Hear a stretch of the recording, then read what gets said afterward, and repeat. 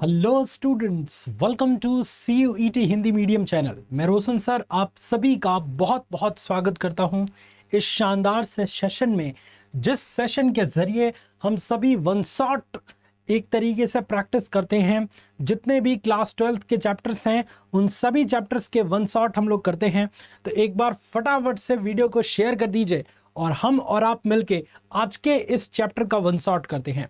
तो चैप्टर का one shot करने से पहले बच्चों चैप्टर का नाम तो पता होना चाहिए। तो चलिए भाई, सबसे पहले आपको मैं नाम बताता हूं। तो ये जो चैप्टर है ये सबसे इंपॉर्टेंट चैप्टर है आपके एग्जाम के दृष्टिकोण से। प्रकाशिक उपकरण तथा मानव नेत्र, जिसमें आपको दूरदर्शी, सूक्ष्मदर्शी ये सभी चीज़ें पढ़नी है, वो वाला चैप्टर है आपका। और चैप्टर का नाम आप अपनी स्क्रीन पे देख पा रहे होंगे। तो आज इसी चैप्टर का बच्चों हम लोग क्या करेंगे, वन शॉट करेंगे। सबसे पहले हम इस पूरे चैप्टर को पढ़ेंगे कैसे, ये आपको समझना ज़रूरी है। तो सबसे पहले हम जो है वो पूरे टॉपिक को जो है वो हम लोग डिटेल में डिस्कस करेंगे कि पूरे टॉपिक से कहां से और किस टाइप के क्वेश्चन बन सकते हैं। ठीक है, नंबर 1। दूसरा चीज कि लास्ट में जो है वो कुछ वेरी वेरी इंपॉर्टेंट क्वेश्चंस की हम लोग प्रैक्टिस करेंगे, जिससे आपका वो पूरा चैप्टर तैयार हो जाएगा। चाहे वो थ्योरेटिकल बेस से हो, चाहे वो क्वेश्चन आंसर बेस से हो, वो सारा क्वेश्चन आपका तैयार होने वाला है। तो बच्चों देर किस बात की, वीडियो को लाइक करिए, शेयर कर दीजिए फटाफट और आ जाइए मेरे साथ इस चैप्टर के पूरे वन शॉट को करने के लिए। तो इस पूरे पेज को यहां पे रखने का क्या उद्देश्य है बच्चों? इस पूरे पेज को यहां पे रखने का उद्देश्य यह है कि अगर मैं टॉपिक का सिर्फ नाम लिखूं और मैं अपने मन से अगर कुछ चीजें उस टॉपिक के बारे में बताऊं तो बहुत सारी ऐसी चीजें होंगी जो छूट जाएंगी, है ना, और वन शॉट करने का फिर फायदा नहीं मिलेगा। इसलिए मैंने इस पेज को यहाँ पे इसलिए चिपकाया है कि प्रत्येक लाइन से बनने वाले इंपॉर्टेंट क्वेश्चंस को हम हेडिंग के तौर पे आपको बताएंगे और आप उन लाइंस के माध्यम से जो जो इंपॉर्टेंट क्वेश्चंस बनेंगे उन सबको हेडिंग के तौर पे देख भी पाएंगे और देखी गई चीजें याद भी रहेंगी। सो आइए बच्चों स्टार्ट करते हैं। सबसे पहला आपका टॉपिक आप अपने स्क्रीन पे देख पा रहे होंगे, ये है टॉपिक मानव नेत्र यानी ह्यूमन आईज। मानव नेत्र है क्या और इस टॉपिक को हम कैसे डिस्कस करेंगे, एक एक करके हम लोग समझते हैं। भाई देखिए, ईश्वर ने बच्चों हमारे आँख को बहुत ही अच्छे तरीके से बनाया है, और या यूं कहें तो ईश्वर द्वारा ये हम लोगों को दिया जाने वाला सबसे बहुमूल्य उपहार है ना। बहुत ही ज़्यादा कीमती है। कीमती क्या, इसकी कीमत ही नहीं लगाई जा सकती। अनमोल जिसको कहते हैं, अमूल्य जिसको कहते हैं, वो एक उपहार है ना। कोई कहेगा कि 10 लाख ले लो, अपना दोनों आंख दे दो, तो आप देने के लिए तैयार नहीं होंगे। इसका मतलब आपके आंख का कोई मूल्य नहीं है, यह अमूल्य है कि नहीं। तो मानव नेत्र एक ऐसी चीज होती है जो निकट और दूर की वस्तुओं को देखने के लिए उपयोग की जाती है ना। चलिए, ये तो एक प्राकृतिक चीज हम आपने यहाँ पे जान लिया। क्वेश्चन यहाँ से नहीं बनेगा, सिंपल सी बात समझ जाइए। क्वेश्चन यहाँ से बन सकता है मानव नेत्र द्वारा प्रतिबिंब का बनना। यहाँ से देखिएगा कई क्वेश्चन बनेगा और मैं आपको बताऊंगा कि किस किस लाइन से क्वेश्चन बनने वाला है। पढ़िए जरा। जब किसी वस्तु से चलने वाली प्रकाश की किरणें नेत्र पर आपतित होती है तो वह सर्वप्रथम नेत्र के कॉर्निया पर आपतित होती है। बन गया यहीं से क्वेश्चन 1। क्वेश्चन पूछेगा कि जब प्रकाश की किरणें नेत्र के किस भाग से होकर सबसे पहले नेत्र में प्रवेश करती हैं, या फिर नेत्रदान के समय नेत्र का कौन सा हिस्सा दान किया जाता है। तो नेत्रदान के समय नेत्र का कॉर्निया वाला हिस्सा दान किया जाता है बच्चों। तो एक क्वेश्चन तो ये बना, और नेत्र में प्रकाश सबसे पहले कॉर्निया के माध्यम से प्रवेश करती है। 2 क्वेश्चन यहां से एक लाइन से बन गया बच्चों। इसीलिए लाइन बाय लाइन पढ़ना जरूरी है, मैंने कई बार आपसे बता दिया है। अब आगे चलते हैं। तथा अपवर्तित होकर क्रमशः जलीय द्रव तथा नेत्र लेंस और काचाभ द्रव से होती हुई रेटिना पर पहुंचती है, जहां पर वस्तु का वास्तविक प्रतिबिंब बनता है। अब इतनी ही लाइन में 4-5 क्वेश्चन छुपा हुआ है। क्वेश्चन नंबर फर्स्ट बच्चों क्या है कि ये जलीय द्रव क्या है भाई, ये नेत्र लेंस क्या है भाई, ये काचाभ द्रव क्या है भाई, ये रेटिना क्या है भाई। तो आइए इसको मैं एक चित्र के माध्यम से बच्चों समझा देता हूं। ये देखिए, वैसे तो मेरी कलाकारी यानी कि चित्रगिरी उतनी अच्छी नहीं है क्योंकि मैं ठहरा साइंस स्ट्रीम का स्टूडेंट, लेकिन बच्चों मैंने कुछ प्रैक्टिस किया, कुछ तप किया और कलयुग में तप करके मैंने चित्र बनाना सीख लिया। तो फाइनली बच्चों आपके स्क्रीन पे मैंने अपना ये मानव नेत्र का चित्र बना दिया। और ये बीच में जो होता है बच्चों एक लेंस होता है इस तरीके का, और ये लेंस जो होता है वो ठहरा होता है कुछ मांसपेशियों के द्वारा। ठीक है, रोक मतलब एक तरीके से कहा जाए तो सहारा गया होता है, मतलब रोका गया होता है। ठीक है, ये जो आप वक्राकार भाग देख पा रहे होंगे ये है कॉर्निया, और कॉर्निया और ये लेंस है, ये वाला कौन सा है, ये वाला भाग क्या है बच्चों, लेंस है। इसको मैं व्हाइट कलर से ऐसे दिखा देता हूँ आपको, इससे बहुत सारे क्वेश्चन बनेंगे, टेंशन मत लीजिए। तो ये वाला हिस्सा क्या है बच्चों, ये वाला हिस्सा आपका कॉर्निया है, आपका मैंने ये वाला हिस्सा कॉर्निया के रूप में यहाँ पे लिख दिया। ये व्हाइट कलर का जो हिस्सा आप देख पा रहे होंगे बच्चों ये क्या है, एक कॉर्निया का हिस्सा है। बहुत बढ़िया, वेरी गुड स्टूडेंट्स। तो ये आपको दिख गया। अब देखिए क्या होगा, ये कॉर्निया यहाँ पे मैं लिख देता हूँ कॉर्निया, क्योंकि ये क्या है बच्चों, ये एक कॉर्निया है, कॉर्निया।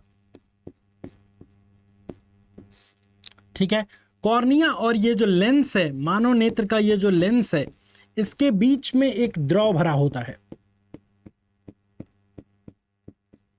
और इस द्रव को बच्चों हम लोग नाम देते हैं जलीय द्रव, जलीय द्रव। और देखिए, और इस लेंस से एकदम पीछे यहां पर एक लेयर होती है, यहां पे क्या होती है बच्चों, एक लेयर होती है इस तरीके से, और ये जो लेयर होती है बच्चों यहां से लेके यहां तक की एक पट्टी की तरह होती है, और इसी लेयर को हम कहते हैं बच्चों रेटिना। क्या कहते हैं, रेटिना। तो ये लेयर को हम क्या कहते हैं बच्चों, रेटिना कहते हैं। ठीक है, अब ये मानव नेत्र के लेंस और रेटिना के बीच में भी कुछ द्रव भरा होता है, कुछ जल भरा होता है, गाढ़ा नमकीन जो है वो एक द्रव भरा होता है। और इस द्रव का बच्चों नाम क्या है, इस द्रव का नाम है आपका काचाभ द्रव, काचाभ द्रव। ठीक है बच्चों, बात समझ आ गई, वेरी गुड। और ये जो है बच्चों क्या है, ये है आपका रेटिना, ये एक पट्टी होती है। ठीक है, और मनुष्य के नेत्र में जो प्रतिबिंब बनता है वो इसी पट्टी पर बनता है, यानी इसी हिस्से पर बनता है जिसको हम कहते हैं रेटिना। तो क्वेश्चन एक लाइन में यहां से ये उठ जाएगा कि मानव नेत्र में प्रतिबिंब कहां बनता है, तो मानव नेत्र में प्रतिबिंब रेटिना पर बनता है। कहां पे बनता है बच्चों, रेटिना पर बनता है। एक और चीज पूछ दिया जाएगा कि कैसा बनता है, मानव नेत्र में बनने वाले प्रतिबिंब की प्रकृति कैसी होती है, तो प्रकृति होती है वास्तविक उल्टा। प्रकृति कैसी होती है बच्चों, वास्तविक उल्टा। एक और चीज पूछ दिया जाएगा कि मानव नेत्र के लेंस और रेटिना के बीच भरे जल को या द्रव को हम क्या कहते हैं, तो मानव नेत्र लेंस और रेटिना के बीच भरे द्रव को हम कहते हैं काचाभ द्रव। ठीक है, और पूछ देगा कि कॉर्निया और लेंस के बीच भरे द्रव को क्या कहते हैं, तो उसको हम कहते हैं जलीय द्रव। बात समझ आई, कितना क्वेश्चन बना यहां से, बहुत बढ़िया बच्चों, बहुत बढ़िया। अच्छा, आपके दिमाग में आ रहा होगा कि सर अगर रेटिना पर ना बन के प्रतिबिंब इधर कहीं बने तो तब इसी स्थिति में धुंधला दिखाई देने लगता है। ठीक है, और यहां से बच्चों बहुत सारी नसें गई होती हैं मस्तिष्क में, यहां से क्या गई होती हैं, बहुत सारी नसें गई होती हैं मस्तिष्क में। तो इतनी बेसिक बातें आपको फिलहाल के लिए याद रखनी है। हालांकि आपने क्लास 10th में इसको अच्छे से पढ़ रखा है और 12th में भी पढ़ रखा है, तो मुझे ज़्यादा डीप में जाने की ज़रूरत नहीं है क्योंकि और भी इंपॉर्टेंट चीज़ें हैं। तो मानव नेत्र में प्रतिबिंब के बनने से इतने क्वेश्चंस आ सकते हैं आपके एग्जाम में। आगे बढ़ते बच्चों, वो है आपका टॉपिक नेत्र की समंजन क्षमता। अब समंजन क्षमता क्या है बच्चों, देखिए होता क्या है कि कभी आप दूर की चीजें देखते हैं और कभी आप नजदीक की चीजें देखते हैं, है ना। कभी दूर की चीजें देखते हैं तो कभी नजदीक की चीजें देखते हैं, और आपको चीजें तभी दिखाई देंगी जब उस चीज पर आप अच्छे से फोकस बना पाएंगे। मोबाइल में नहीं होता है कि जब आप कुछ दूर चीज को देखना चाहते हैं तो उस पर क्लिक करना पड़ता है तब वो फोकसित होता है, वरना वो नजदीक की चीजें ही कैप्चर करता है। लेकिन हमारे इस मोबाइल के तुलना में हमारा आंख बहुत ज्यादा एडवांस है क्योंकि ईश्वर ने बनाया है उसको।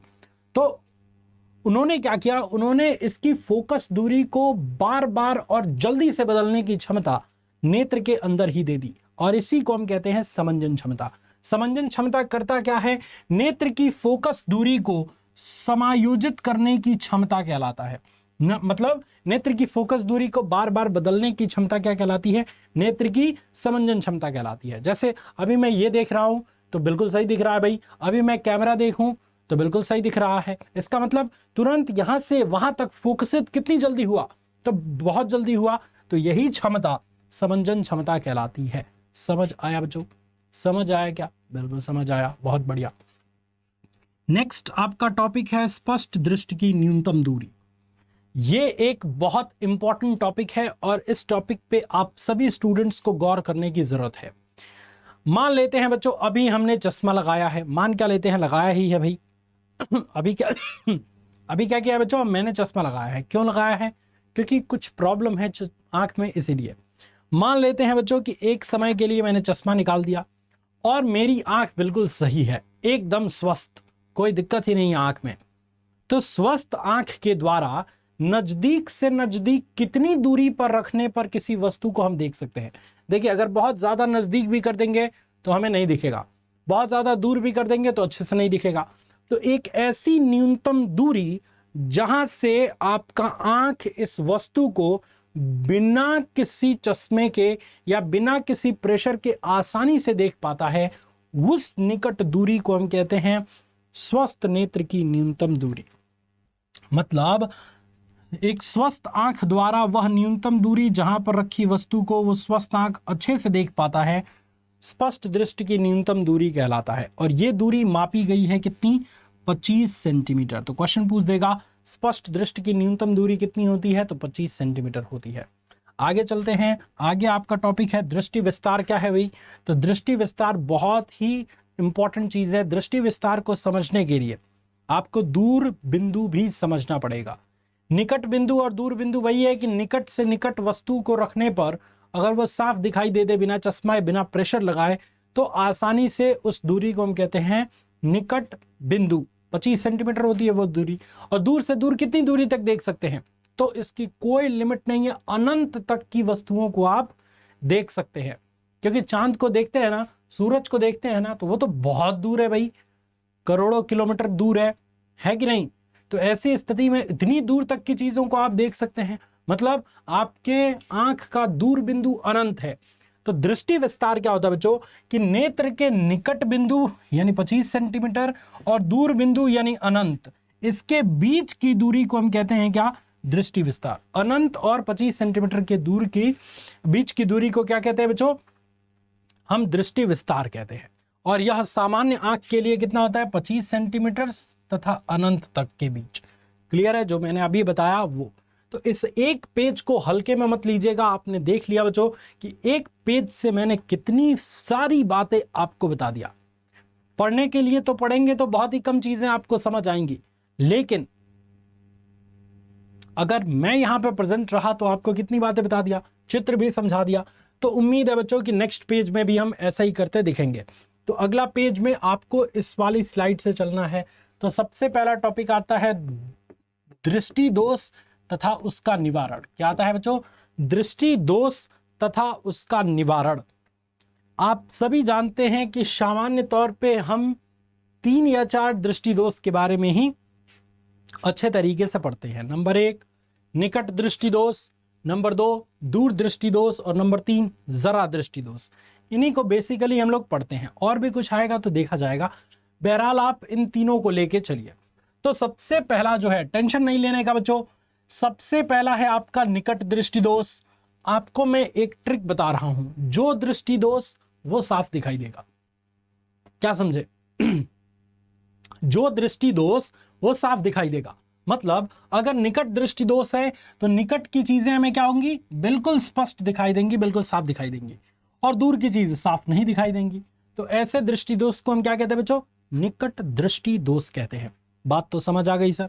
बात तो क्लियर है, एकदम समझ गए। ओके, अब इसका कारण क्या होता है, क्यों होता है निकट दृष्टि दोष, क्यों लोगों को दूर की चीजें नहीं दिखाई देती हैं? जैसे मैं अगर चश्मा निकाल दूं बच्चों तो मैं दूर तक का नहीं देख सकता। इसका मतलब क्या, मुझे भी निकट दृष्टि दोष है कि नहीं? नजदीक का तो एकदम साफ है, ऐसे में ये सब पढ़ दूंगा, पृष्ठों की वक्रता, बढ़ जाना, जिससे फोकस दूरी, ये सब पढ़ देंगे, लेकिन दूर लिखी चीजें नहीं पढ़ पाएंगे। इसका मतलब मेरे अंदर भी निकट दृष्टि दोष है। तो क्यों होता है निकट दृष्टि दोष, क्यों? इसका कारण एग्जाम में पूछता है। तो और आपके मतलब सीयूईटी एग्जाम में भी पूछ देगा कि निकट दृष्टि दोष का कारण क्या है, और 4 ऑप्शन दे देगा। तो पहला कारण है कि नेत्र लेंस की जो वक्रता होती है वो बढ़ जाती है। जैसे ये, इसकी वक्रता कम है, इसकी वक्रता ज्यादा है, मतलब कहने का मतलब नेत्र लेंस फैल जाता है, मोटा हो जाता है। ठीक है बात? तो नेत्र की वक्रता बढ़ जाती है पहली चीज, और वक्रता बढ़ने से नेत्र की फोकस कम हो जाती है। दूसरा, नेत्र गोलक ही बढ़ जाता है। ये जो नेत्र का गोलक है बच्चों, ये वाला, यही फूल जाता है, यही मोटा हो जाता है, यही बढ़ जाता है। तो नेत्र के गोलक का व्यास बढ़ जाने से भी निकट दृष्टि दोष हो जाती है ना? ठीक है बच्चों। और गोलक बढ़ जाएगा तो नेत्र लेंस और रेटिना के बीच की दूरी भी बढ़ जाएगी, और दूरी बढ़ जाएगी तो प्रतिबिंब पहले ही बनने लगेगा रेटिना से, तो निकट दृष्टि दोष हो जाएगा। दूसरा पॉइंट आता है बच्चों क्या? दूसरा पॉइंट बच्चों क्या आता है, जल्दी से बताइए। दूसरा पॉइंट आपका आता है, दूसरा टॉपिक आता है आपका दूर दृष्टि दोष। क्या है दूर दृष्टि दोष, एक बार समझेंगे। मैंने बताया जो दृष्टि दोष वही चीज साफ दिखाई देगा। तो दूर दृष्टि दोष की मैं बात कर रहा हूं तो दूर की चीजें एकदम बिल्कुल चौचक दिखाई देंगी, बिल्कुल साफ दिखाई देंगी। एक बात तो पता चल गई। और नजदीक की चीजें हमें स्पष्ट नहीं दिखाई देती हैं, परंतु निकट की चीजें स्पष्ट नहीं दिखाई देती हैं। और एक चीज और याद रखेंगे बच्चों कि ये निकट दृष्टि दोष के निवारण के लिए, यानी कि सुधारने के लिए अवतल लेंस का प्रयोग किया जाता है। इसका मतलब रोशन सर के जो चश्मे में लेंस है वो कौन सा लेंस है बच्चों? वो है आपका अवतल लेंस। और दूर दृष्टि दोष से पीड़ित व्यक्ति के दोष को निवारण करने के लिए हम उत्तल लेंस का प्रयोग करते हैं। इसका कारण क्या है, ये क्यों होता है? ये क्यों होता है बच्चों? अक्सर छोटे उम्र के लोगों में ये ऊपर वाला दोष होता है, निकट दृष्टि दोष, और जैसे ही 45-40 की उम्र जाता है तो नीचे वाला दोष यानी दूर दृष्टि दोष होने लगता है। 40-45 के लोग को नजदीक की चीजें नहीं दिखाई देती हैं, इसीलिए आप पापा या मम्मी को देखेंगे अपने तो ऐसे करते हैं, पेपर को ऐसे ले जाके पढ़ते हैं, दूर ले जाके, क्योंकि नजदीक की चीजें उनको नहीं दिखती। ठीक है? तो इसका कारण क्या है? इसका कारण यह है कि ये जो लेंस होता है ना, नेत्र लेंस, इसकी वक्रता कम हो जाती है बच्चों। वक्रता कम हो जाएगी तो फोकस दूरी बढ़ जाती है। ठीक है? और एक चीज की जो गोलक है ना, उसका व्यास कम हो जाता है। जब गोलक का व्यास कम हो जाएगा तो लेंस और रेटिना के बीच की दूरी भी कम हो जाएगी, और जब दूरी कम हो जाएगी तो किरणें रेटिना से दूर प्रतिबिंब बनाने लगेंगी, जिसके वजह से दूर की चीजें जो है वो बिल्कुल साफ दिखाई देगा और नजदीक की चीजें साफ नहीं दिखाई देगा। ये दोनों चीजें क्लियर होने के बाद अब आते हैं तीसरे दृष्टि दोष पे, जो है आपका जरा दृष्टि दोष। तो ये एक ऐसा दोष है जिसमें नजदीक का भी नहीं दिखता और दूर का भी नहीं दिखता, ना इधर के रहे ना उधर के, तो दोनों खराब हो जाता है, नजदीकी और दूरी दोनों खराब हो जाता है। तो इस दोष को दूर करने के लिए हम क्या करते हैं बच्चों? द्विफोकसी लेंस का प्रयोग करते हैं। अर्थात जब चश्मा बनता है तो चश्मा के एक हिस्से पर अवतल लेंस और दूसरे हिस्से पे बच्चों क्या लग जाता है? दूसरे आधे हिस्से पे उत्तल लेंस लग जाता है। तब जाके आप दूर और नजदीक दोनों की चीजों को देख सकते हैं, है ना? आप अपने पापा या मम्मी का अगर लगा होगा चश्मा तो देखे होंगे कुछ ऐसा होता है, यहाँ पे इस तरीके से हल्का सा पावर नीचे वाला होता है, तो नजदीक को देखने के लिए ये करेंगे और दूर को देखने के लिए ऊपर वाले से देखेंगे। तो ये होता है जरा दृष्टि दोष। ठीक है? अगला है आपका अबिंदुकता। तो ये उतना इंपॉर्टेंट नहीं है आपके एग्जाम के लिए, बट जान लीजिए कि इस दोष में क्षैतिज और ऊर्ध्वाधर रेखाएं एक साथ रेटिना पर फोकसित नहीं होती, और इस दोष के निवारण के लिए बेलनाकार लेंसों का प्रयोग किया जाता है। तो क्वेश्चन पूछ देगा कि अबिंदुकता को दूर करने के लिए क्या किया जाता है? तो बेलनाकार यानी कि इस तरीके का लेंस प्रयोग करना पड़ता है, ऐसा लेंस। ठीक है? तो ये पॉइंट आपको याद रखना है। इस दोष का कारण क्या होता है बच्चों? इस दोष का कारण क्या होता है? अबिंदुकता का कारण क्या होता है? तो अबिंदुकता का कारण यह है कि जब आंख की कॉर्निया की आकृति गोलीय नहीं होती है, उसकी क्षैतिज और ऊर्ध्वाधर तत्वों की वक्रता त्रिज्याएं अलग अलग होने लगती हैं, तब ये दोष देखने को मिलता है। अच्छा, एक और टॉपिक आता है बच्चों, दर्शन कोण। ये क्या है? तो कोई भी मानव नेत्र के लेंस, कोई भी वस्तु नेत्र के लेंस पर जितना डिग्री का कोण बनाएगा उसी कोण को हम कहते हैं दर्शन कोण। ठीक है, ठीक है बच्चों। और वस्तु का आकार दर्शन कोण पर निर्भर करता है। पॉइंट याद रखिएगा, point be noted my Lord. Next आपका है, आपका अब यहां से जो चीजें आएंगी वो चीज को आपको 100% अपने दिमाग में फिट रखना है। मैं ये क्यों कह रहा हूं बच्चों? इसलिए कि ये जो चित्र है ये आपको समझना पड़ेगा, इसके फॉर्मूलाज याद करने पड़ेंगे, ताकि आगे आने वाले टाइम में अगर हम फॉर्मूलाज की प्रैक्टिस किए रहेंगे तो इससे रिलेटेड जो भी क्वेश्चंस आएंगे वो आप सॉल्व कर देंगे। ठीक है, तो सबसे पहले आपको पता होना चाहिए प्रकाशिक यंत्रों की आवर्धन क्षमता, है ना। प्रकाशिक यंत्रों की आवर्धन क्षमता, हमारे आसपास बहुत सारे प्रकाशिक यंत्र हैं, जैसे दूरबीन, सूक्ष्मदर्शी, ये सब चीज। तो सूक्ष्मदर्शी तो आप जानते हैं, सूक्ष्मदर्शी मतलब छोटे, सूक्ष्म मतलब छोटे और दर्शी मतलब देखने वाला। तो छोटी चीजों को देखने वालों को हम क्या कहते हैं? छोटी चीजों को जिस यंत्र के माध्यम से हम देख सकते हैं, बहुत छोटी, जिसको हम अपनी ऐसे सामान्य आंख से नहीं देख सकते, उस चीज को देखने के लिए जो यंत्र उपयोग किया जाता है उसको सूक्ष्मदर्शी कहते हैं। और बहुत दूर स्थित वस्तु को देखने के लिए हम एक यंत्र यूज करते हैं, उसका नाम है दूरदर्शी। ठीक है, तो सूक्ष्मदर्शी, दूरदर्शी आज आपको क्लियर हो चुका है। ओके, अब प्रकाशिक यंत्रों की आवर्धन क्षमता मतलब इसका फॉर्मूला क्या होता है? तो अंतिम प्रतिबिंब द्वारा आंख पर बना दर्शन कोण और वस्तु द्वारा आंख पर बना दर्शन कोण, इसके अनुपात को हम कहते हैं आवर्धन क्षमता किसी भी यंत्र के लिए, किसी भी प्रकाशिक यंत्र के लिए। और इसमें सबसे पहला टॉपिक आपको पढ़ना है सरल सूक्ष्मदर्शी। क्या टॉपिक पढ़ना है बच्चों? सरल सूक्ष्मदर्शी की आवर्धन क्षमता। तो सरल सूक्ष्मदर्शी की आवर्धन क्षमता हम कैसे पढ़ेंगे? यहाँ पे आप इस चित्र को देख लीजिए, यहाँ पे एक जो है वो उत्तल लेंस है और यहाँ पे वस्तु रखी गई है AB। तो इससे जो प्रकाश की किरणें जाएंगी तो वो जो है वो इस इधर की साइड अपवर्तित हो जाएगी, और जो ऑप्टिकल सेंटर यानी प्रकाशिक केंद्र से जाती है वो सीधे निकल जाती है। इन दोनों किरणों को अगर हम बढ़ाएंगे तो यहाँ पे इसका प्रतिबिंब आभासी, बड़ा और सीधा बनता हुआ दिख रहा है।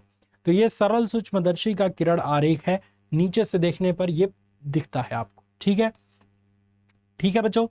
तो अब अगर हम यहाँ पे देखेंगे अब यहाँ अगर हम देखेंगे कि सरल सूक्ष्मदर्शी की आवर्धन क्षमता का सूत्र क्या होता है, तो इसका सूत्र होता है m बराबर 1 plus D by F. m बराबर क्या होता है बच्चों? 1 प्लस डी बटा एफ। ठीक है, इसी किरण आरेख को सामान्य रूप से यहाँ बनाया गया है। यह प्रतिबिंब है, यह आंख है, इससे यहाँ पे दर्शन कोण बन रहा है थीटा। ठीक है, तो अब आपको ये याद रखना है कि अगर श्रांत नेत्र के लिए देखें तो श्रांत नेत्र के लिए आवर्धन क्षमता कितना होता है? m बराबर सिर्फ d बाई एफ। और ऐसे जनरल फॉर्मूला क्या होता है? m बराबर 1 प्लस डी बाई एफ। अब आगे बढ़ते हैं, नेक्स्ट आपका है यंत्र संयुक्त सूक्ष्मदर्शी। माइक्रोस्कोप की आवर्धन क्षमता हम कैसे निकालते हैं? तो इसमें दो केसेस होते हैं। पहला, जब प्रतिबिंब स्पष्ट दृष्टि की न्यूनतम दूरी d पर बने, और एक और होता है कि जब प्रतिबिंब अनंत पर बने। तो सबसे पहला केस आपको पहले याद रखना है कि सूक्ष्मदर्शी में, संयुक्त सूक्ष्मदर्शी में दो लेंसेज होते हैं। एक लेंस होता है आपका अभिदृश्यक लेंस, एक होता है आपका नेत्रिका लेंस। एक अभिदृश्यक, एक नेत्रिका, जिसमें ये जो छोटा वाला लेंस है ये अभिदृश्यक लेंस है और ये जो बड़ा वाला लेंस है ये नेत्रिका लेंस है। ठीक बात है? ठीक बात है बच्चों? ठीक बात है सर। ओके, इतनी बात कंफर्म होने के बाद आप यहाँ पे देख सकते हैं कि जब यहां से वस्तु रखी जाती है, यहां से किरणें जाएंगी तो अपवर्तन के पश्चात यहां पे उसका प्रतिबिंब बनेगा। और ये जो A' B' प्रतिबिंब बन रहा है ये इस वाले नेत्रिका लेंस के लिए वस्तु का कार्य कर दे रहा है। और जब वस्तु का कार्य करेगा तो यहां से किरणें अपवर्तित होकर इधर जाएंगी और नेत्र द्वारा देखने पर ये सभी किरणें ऐसे डैश डैश डैश डैश करके आभासी प्रतिबिंब यहाँ पे बनाएंगी। तो यहाँ पे आप देख सकते हैं बहुत बड़ा प्रतिबिंब बन रहा है। ठीक है, ठीक है बच्चों। और इसका सबसे इंपॉर्टेंट जो चीज है वो है इसका फॉर्मूला, संयुक्त सूक्ष्मदर्शी द्वारा प्रतिबिंब का बनना। और यहाँ पे जब स्पष्ट दृष्टि की न्यूनतम दूरी पर अगर प्रतिबिंब बनता है तो फॉर्मूला हो जाता है m बराबर माइनस वीओ बटा यूओ और 1 प्लस डी बटा एफ ई। अब आपके दिमाग में आ रहा होगा कि सर वीओ क्या है, यूओ क्या है, डी क्या है, एफ ई क्या है। तो डी तो आप जानते ही हैं, स्पष्ट दृष्टि की न्यूनतम दूरी। वीओ आप क्या जानते हैं, अभिदृश्यक लेंस के लिए जो प्रतिबिंब है उसकी दूरी, अभिदृश्यक लेंस से प्रतिबिंब की दूरी। और यूओ क्या है, अभिदृश्यक लेंस से वस्तु की दूरी। एफ ई क्या है, अभिनेत्रिका लेंस की फोकस दूरी, ये वाली दूरी। तो ये आपको याद रखना है। और इस स्थिति में जब स्पष्ट दृष्टि की न्यूनतम दूरी पर हमारा प्रतिबिंब जो है वो बनता है, तब इस स्थिति में सूक्ष्मदर्शी की लंबाई कैसे निकालते हैं, एल बराबर वीओ प्लस यूई। वीओ मतलब अभिदृश्यक के प्रतिबिंब की दूरी लेंस से, अभिदृश्यक लेंस से प्रतिबिंब की दूरी। और यूई क्या है, मतलब बच्चों यूई मतलब इस नेत्रिका के लिए, नेत्रिका लेंस से वस्तु की दूरी। यूई की जगह पे आप एफई भी लिख सकते हैं, सिंपल चीज। उसके अलावा दूसरा पॉइंट आपको ये याद रखना है कि जब अंतिम प्रतिबिंब अनंत पर बनता है तब क्या होता है। जब लास्ट प्रतिबिंब अनंत पर बनता है तो ऐसी स्थिति में ये 1 हट जाएगा, m बराबर क्या हो जाएगा, माइनस वीओ बटा यूओ डी बटा एफ ई हो जाएगा। ठीक है, ये पॉइंट आपको याद रखना है। तो संयुक्त सूक्ष्मदर्शी याद रखिएगा बच्चों, ये दोनों फॉर्मूला बहुत इंपॉर्टेंट है। अब आगे बढ़ते हैं। अब यह है कि अगर लास्ट प्रतिबिंब अनंत पर बने तो सूक्ष्मदर्शी की लंबाई कैसे ज्ञात करेंगे। तो उसकी लंबाई के लिए एम एल बराबर क्या हो जाएगा, वीओ प्लस एफ ई, यानी अभिदृश्यक लेंस से प्रतिबिंब की दूरी और नेत्रिका की फोकस दूरी का योग सूक्ष्मदर्शी की लंबाई के बराबर होता है। अब आते हैं बच्चों खगोलीय दूरदर्शी पे, यानी टेलीस्कोप पे आते हैं। अब टेलीस्कोप में आवर्धन क्षमता और लंबाई ज्ञात करने के लिए सबसे 2 स्थितियां हैं। पहली स्थिति जब प्रतिबिंब स्पष्ट दृष्टि की न्यूनतम दूरी पर बनता है, तब क्या होता है भाई, जब प्रतिबिंब हमारा स्पष्ट दृष्टि की न्यूनतम दूरी पर बनता है बच्चों, तो होता क्या है बताइए। तो ऐसी स्थिति में जो आवर्धन क्षमता होता है उसका मान क्या होता है, m बराबर माइनस एफ ओ बटा एफ ई 1 प्लस एफ ई बटा डी, माइनस एफ ओ बटा एफ ई 1 प्लस एफ ई बटा डी। ये होता है खगोलीय दूरदर्शी की आवर्धन क्षमता ज्ञात करने का सूत्र जब प्रतिबिंब स्पष्ट दृष्टि की न्यूनतम दूरी पर बनता है। तो ठीक है बात, बिल्कुल सही बात है सर। ओके, और इस स्थिति में जो दूरदर्शी की लंबाई होती है बच्चों, वो होती है L बराबर F O plus U E. L बराबर क्या होता है, एफ ओ प्लस यूई, यानी अभिदृश्यक लेंस की फोकस दूरी प्लस नेत्रिका से वस्तु की दूरी। ठीक है, और दूसरा स्थिति है जब प्रतिबिंब अनंत पर बनता है तब क्या होता है। ये तो स्पष्ट दृष्टि की न्यूनतम दूरी पर बना तब आवर्धन क्षमता और दूरदर्शी की लंबाई का सूत्र है। लेकिन जब प्रतिबिंब हमारा अनंत पर, इन्फिनिटिव पर बनेगा तब क्या होगा। तो ऐसी स्थिति में आवर्धन क्षमता का सूत्र हो जाएगा m बराबर माइनस एफ ओ बटा एफ ई। एम बराबर क्या हो जाएगा बच्चों, माइनस एफ ओ बटा एफ ई। और इस स्थिति में दूरदर्शी की लंबाई का सूत्र क्या हो जाएगा, L बराबर F O plus F E. F O क्या है, अभिदृश्यक लेंस की फोकस दूरी, और एफ ई क्या है बच्चों, नेत्रिका लेंस की फोकस दूरी। समझ आया, बहुत बढ़िया। परावर्तक दूरदर्शी की आवर्धन क्षमता, इसके लिए आपको आवर्धन क्षमता का सूत्र याद रखना है, m बराबर माइनस एफ ओ बटा एफ ई। यानी जो दूरदर्शी की आवर्धन क्षमता अनंत पर प्रतिबिंब बनने से बनता है, वही परावर्तक दूरदर्शी की आवर्धन क्षमता का बनता है। ठीक है, इंपॉर्टेंट है, याद रखिएगा। आगे बढ़ते हैं, क्वेश्चन आंसर स्टार्ट करते हैं। यानी यहां तक बच्चों जो आपने पढ़ा, यहां तक जो भी चीज आपने पढ़ा वो 1 शॉट में थ्योरेटिकल हिस्सा था, जिसको मैंने एक एक पॉइंट को कवर करके आपको पढ़ाया है। हम जब लाइव क्लासेस करेंगे ना बच्चों, तो इन सभी क्वेश्चन से रिलेटेड सभी लाइव क्लास में बड़े बड़े क्वेश्चंस करने वाले हैं। तो आप जब भी इस वीडियो को देख रहे हैं, आप लाइव क्लास में जरूर आइए, ताकि हम और आप मिलके ढेर सारी चीजें सीख पाएं, ढेर सारी चीजें समझ पाएं, तभी जाके काम चलेगा। वरना आप इधर भटकेंगे और फिर क्लास निकलती रहेगी। ठीक है, आगे बढ़ते हैं बच्चों। और ये पहला क्वेश्चन आपके स्क्रीन पे दिया। अब पहला क्वेश्चन ये है कि नेत्र लेंस की प्रकृति होती है, मानव नेत्र में जो लेंस होता है उसकी प्रकृति कैसी होती है। 2016 में क्वेश्चन पूछा गया है। जल्दी बताइए। मैं नहीं बताऊंगा, आप ये मत समझिए कि सर बताएंगे तो सर तो हैं ही। तो सिर्फ सर ही से पूछा जाए। बताइए जल्दी से, नेत्र लेंस की प्रकृति कैसी होती है? बताइए जल्दी से, बताइए जल्दी जल्दी जल्दी जल्दी जल्दी। बहुत बढ़िया। आपको यहां पे बच्चों मैंने चित्र बना के आपको बताया था, और बताया भी था कि ये चित्र याद रख लीजिएगा। ये चित्र में आप देख सकते हैं कि ये मानव नेत्र का जो लेंस है ये किस शेप का है? ऐसे है। ऐसे है मतलब क्या? ऐसे वाला शेप किसका होता है? एक तो लेंस होता है ऐसा और एक लेंस होता है ऐसा। तो आप बताइए ये वाला लेंस का कौन सा है? उत्तल लेंस। और उत्तल लेंस कैसा होता है बताइए? उत्तल लेंस कैसा होता है बच्चों? अभिसारी या अपसारी? यहां पे कंफ्यूज कर दिया है ना यहां पे आपको। अरे आजा मुन्ना, इधर चलना है, इधर। ओहो, हद हो गई, बदमाशी नहीं, चलो फटाफट। यस। अब यहां पे देखिए बच्चों, यहाँ पे कंफ्यूज क्रिएट कर दिया है, यहाँ पे कंफ्यूजन क्रिएट किया है। आपको उत्तल और अवतल नहीं दिया है, लेकिन आप सभी बच्चे जानते हैं कि जो लेंस किरणों को मोड़ता है वो लेंस अभिसारी होता है। तो उत्तल लेंस क्या करता है बच्चों? उत्तल लेंस किरणों को क्या करता है? एक जगह पे मोड़ता है, और एक जगह पर मोड़ने के कारण ये पॉइंट क्या है? अभिसारी। अभिसारी, अभिसारी हो जाएगा। तो ये आपको याद रखना है। उत्तल लेंस कैसा लेंस है बच्चों? अभिसारी लेंस है। Option number A is the right answer. Important question है आपके लिए। नेक्स्ट क्वेश्चन, नेक्स्ट क्वेश्चन आपके स्क्रीन पे गया बच्चों। अब ये लीजिए क्वेश्चन। हैंग कर रहा है क्या भाई बोर्ड? नेक्स्ट क्वेश्चन कह रहा है बच्चों क्या? दूरदृष्टि दोष से पीड़ित व्यक्ति का निकट बिंदु स्थित होता है। दिमाग लगाइए, 2014 में पूछा गया क्वेश्चन है। दूरदृष्टि दोष से पीड़ित व्यक्ति का निकट बिंदु कितना होता है? जल्दी बताइए बच्चों, फटाफट। दूरदृष्टि दोष से पीड़ित व्यक्ति का निकट बिंदु कहां स्थित होता है? कौन बताएगा?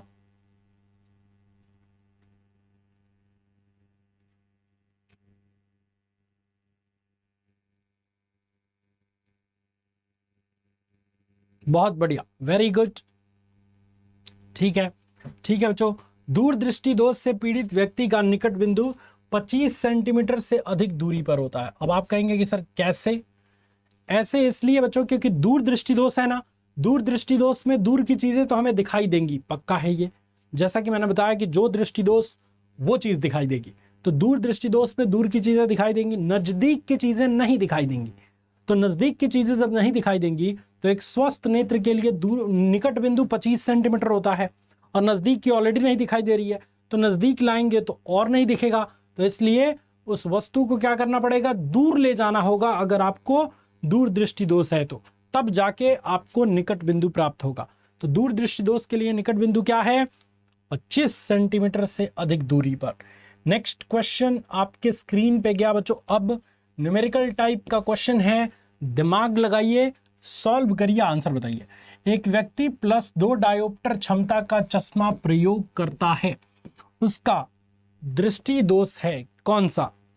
+2 डायोप्टर क्षमता का लेंस प्रयोग करता है अगर वो व्यक्ति, तो उसके अंदर जो दृष्टि दोष उत्पन्न होगा वो कौन सा होगा?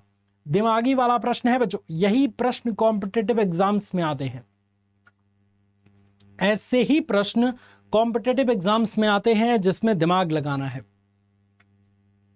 अब देखिए, वैल्यू नहीं दिया है, क्वेश्चन में वैल्यू दे दिया है, ऑप्शन में वैल्यू ही नहीं दिया है, तो आपको इसमें लगाना पड़ेगा क्या? दिमाग। बहुत बढ़िया, वेरी गुड बच्चों।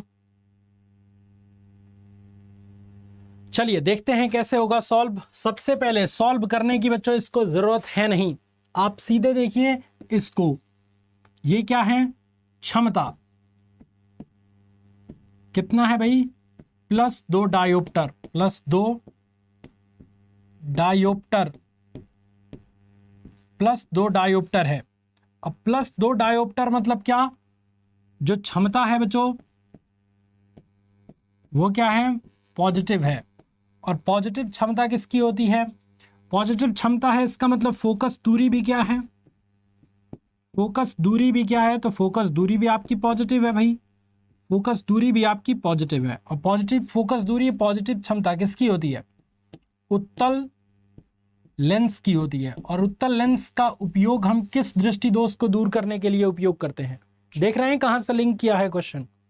तो उत्तल लेंस का प्रयोग हम दूर दृष्टि दोष को दूर करने के लिए किए करते हैं, दूर दृष्टि दोष। तो उस व्यक्ति के नेत्र में कौन सा दोष होगा बच्चों, उस व्यक्ति के नेत्र में दूर दृष्टि दोष होगा। यानी option number B is the right answer. 2014 का ये एकदम बवाल मचाने वाला क्वेश्चन है।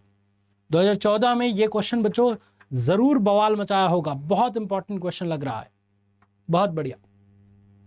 नेक्स्ट क्वेश्चन आपके स्क्रीन पे गया बच्चों, अब वही वाला क्वेश्चन है क्या, सेम क्वेश्चन है, तो इसका भी आपका क्या हो जाएगा, option number B is the right answer.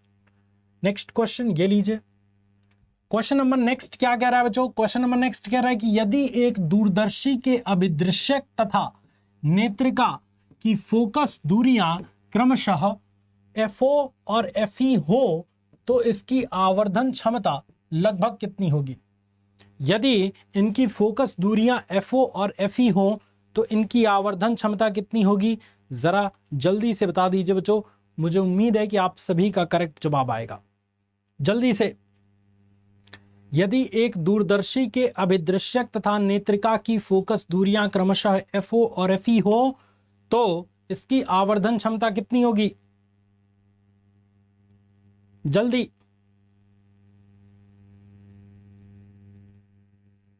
बहुत बढ़िया, वेरी गुड।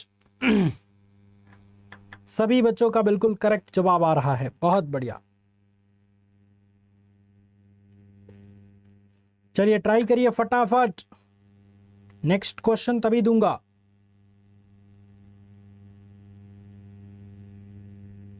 बहुत बढ़िया, चलिए इस क्वेश्चन का करेक्ट जवाब क्या हो जाएगा बच्चों,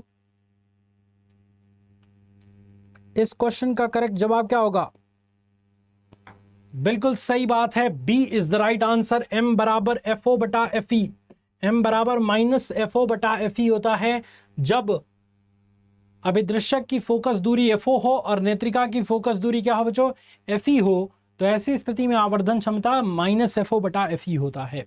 याद रखने वाला क्वेश्चन है। नेक्स्ट क्वेश्चन आपके स्क्रीन पे है, ये लीजिए क्वेश्चन। क्वेश्चन बच्चों कह रहा है कि एक खगोलीय दूरदर्शी की आवर्धन क्षमता 10 है, नेत्रिका की फोकस दूरी 20 सेंटीमीटर है, अभिदृश्यक लेंस की फोकस दूरी है। 2017 का क्वेश्चन है, मोस्ट इंपॉर्टेंट क्वेश्चन है, जल्दी बताइए इसका आंसर। बहुत बढ़िया क्वेश्चन है बच्चों, इस क्वेश्चन को हल्के में लेने की बिल्कुल भी जरूरत नहीं है, फटाफट से आंसर दीजिए।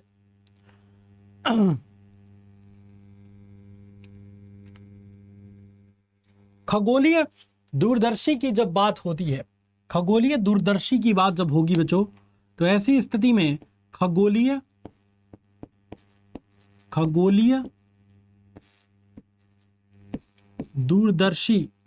दूरदर्शी की आवर्धन क्षमता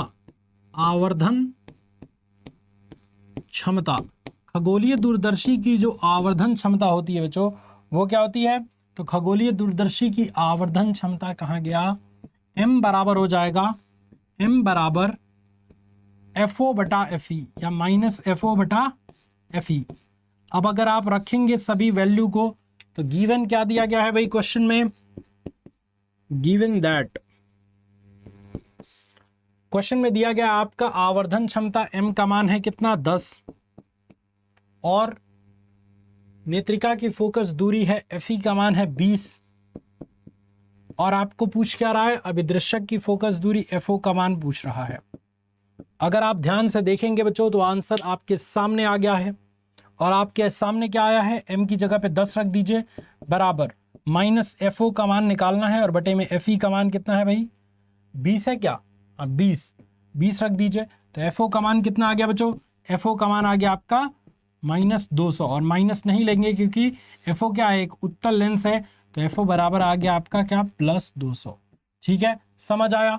तो इस क्वेश्चन का क्या हो जाएगा, option number B is the right answer. Important question है, यहां से ही आप माइनस गायब कर दीजिए क्योंकि दोनों उत्तल लेंस है तो फोकस दूरी बिल्कुल भी माइनस में नहीं जाएगी। ठीक है, समझ आया? समझ आया कि नहीं भाई? बहुत प्यारे प्यारे क्वेश्चन है बच्चों, बहुत ही ज्यादा प्यारे प्यारे क्वेश्चन है। और अगर मैं यहीं से पूछ दूं कि दूरदर्शी की लंबाई, दूरदर्शी की लंबाई बताइए, तो बताइए जरा जल्दी से, दूरदर्शी की लंबाई, खगोलीय दूरदर्शी की लंबाई कैसे निकालेंगे? बोलिए जल्दी से, लेट नहीं करना है। दूरदर्शी की लंबाई क्या हो जाएगा?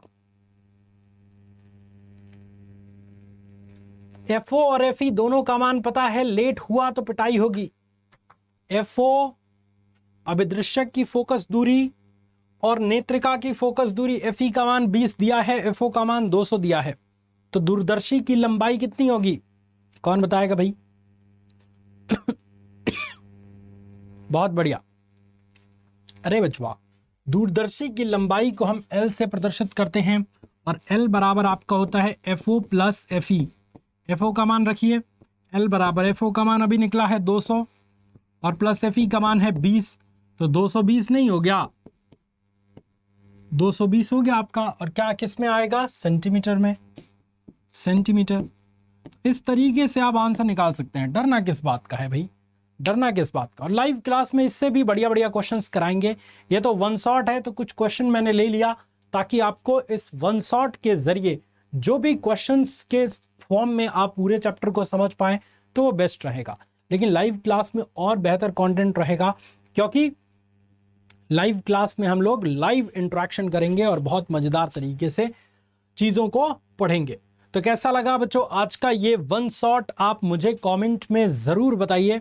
ये चैप्टर अगर आपको पसंद आया तो इस चैप्टर के लिए लाइक मारिए क्योंकि ये चैप्टर मेरा भी फेवरेट है, आपका भी फेवरेट है।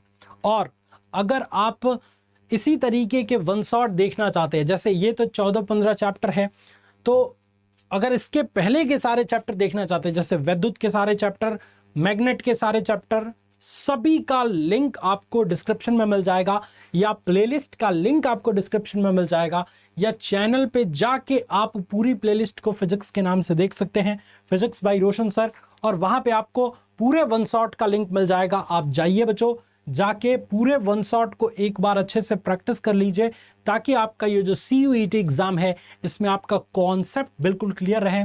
फिर हम लोग लाइव क्लास में बवाल मचाएंगे और बहुत बढ़िया तरीके से इस सेशन को आगे लेके जाएंगे।